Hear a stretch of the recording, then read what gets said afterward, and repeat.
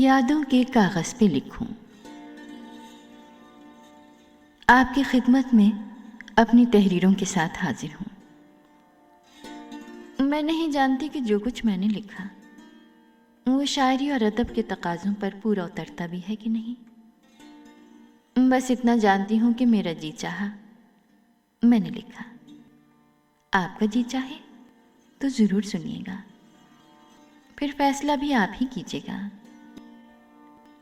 اپنے بارے میں مجھے تو صرف اتنا کہنا ہے کہ یادوں کے کاغذ پہ لکھوں، اشکوں سے میں دل کی بات، شعر و ادب کی دنیا ورنہ کون سی دیکھی بھالی ہے۔ دو بول۔ عجیب اوندھا رشتہ تھا ہم دونوں کا بھی، کہنے کو میاں بیوی، لیکن ایک دوسرے سے سخت بیزار۔ مجھے قاضی نے نکاح کے 2 بول پڑھائے اور پیسے لے کر چلتا بنا۔ اپنے حسابوں اس نے یہی سوچا کہ دل باندھیے دولہا دلہن کے۔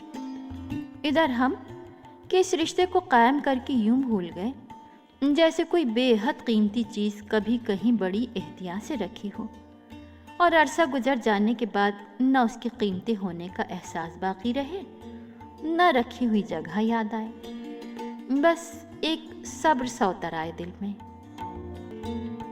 ویسے اس وقت بڑا اچھا لگا تھا مجھے، بڑا رومانٹک، جب قاضی صاحب اقرار کروا رہے تھے۔ میرے ہوں کہتے ہی بیوہ ماں نے پچھاڑ کھائی اور بہنوں نے پٹس ڈالی۔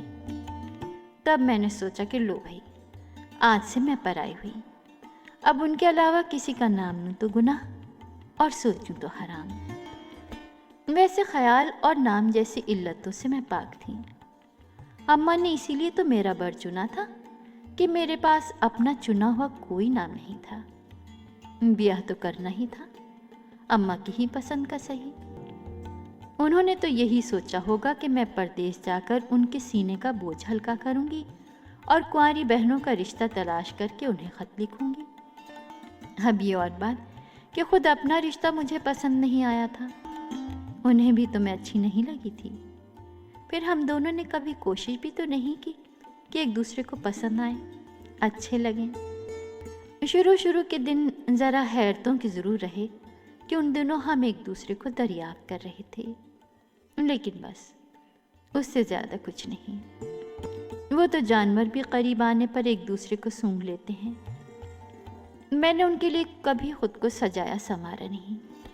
کچھ روز اچھے کپڑے اس لیے پہنے کہ گہنے کپڑوں کا مجھے شوق تھا، اور سچ پوچھو تو مجھے شادی کے لیے ورغلانے میں اماں بہنوں سے زیادہ ان زربفت کے غراروں اور جھمکے جھلنیوں کا ہاتھ تھا۔ لیکن میں جلد ہی ان سے اُب گئی، کیونکہ انہوں نے کبھی تعریفی نظروں سے نہ دیکھا۔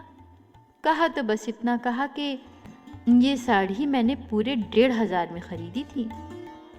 یہ کبھی نہ کہا کہ تم نے پہن لی تو ساڑی کی قیمت بڑھ گئی۔ ان کارروائیوں کا لازمی نتیجہ تھا جھگڑا، جو ہوا، خوب ہوا اور بار بار ہوا۔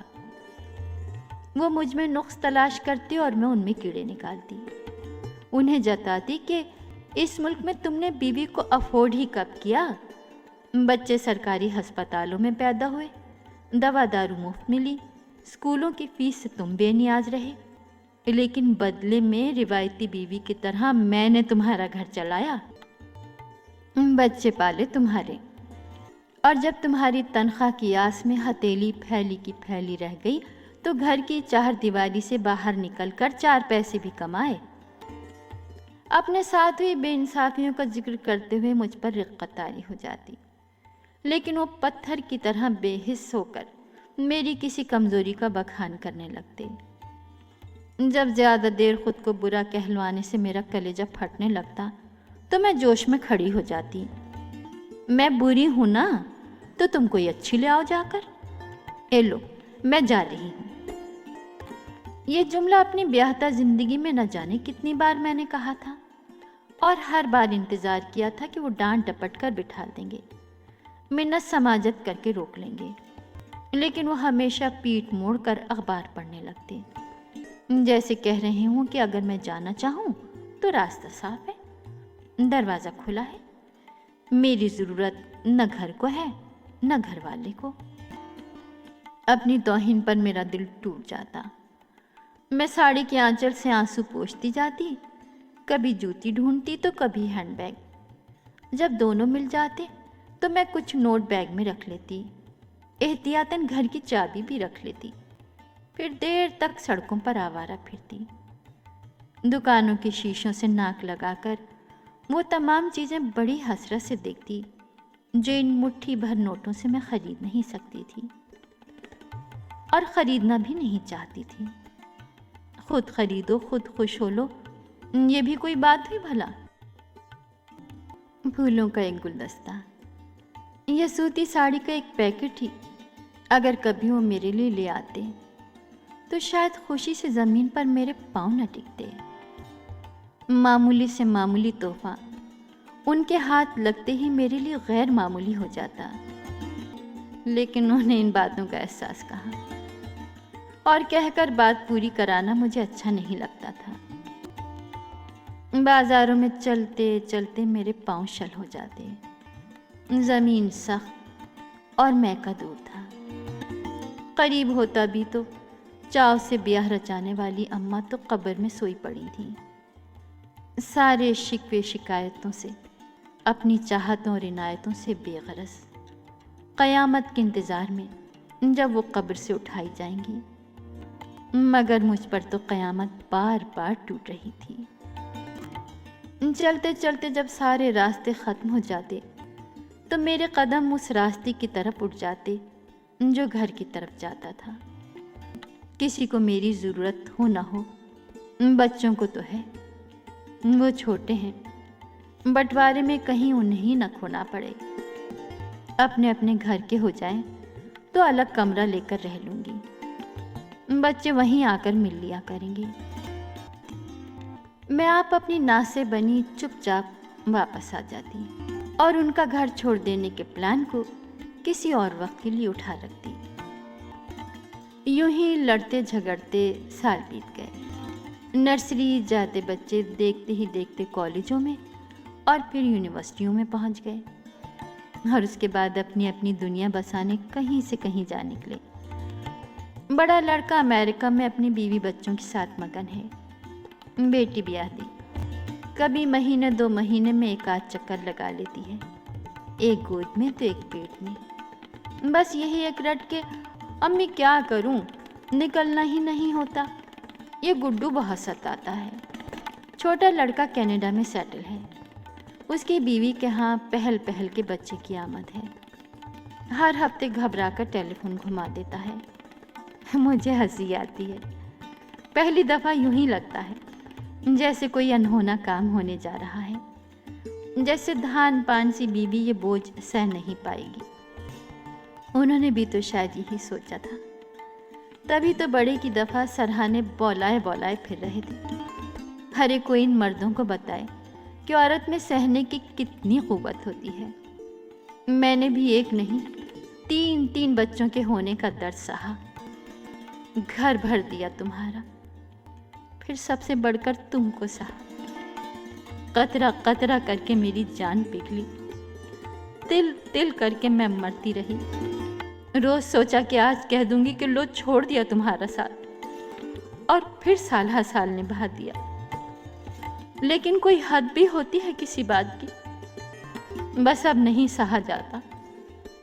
बच्चे अपने अपने घर के हुए, न तुम्हारे रहे न हमारे।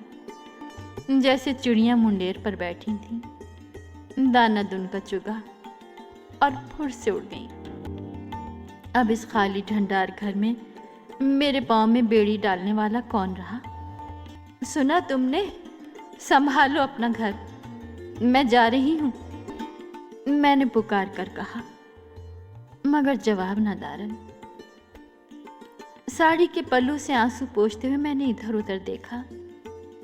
मेरी जूती कहाँ है? अब तो घर में बच्चे भी नहीं कि चीज़ बेठिकाना हो।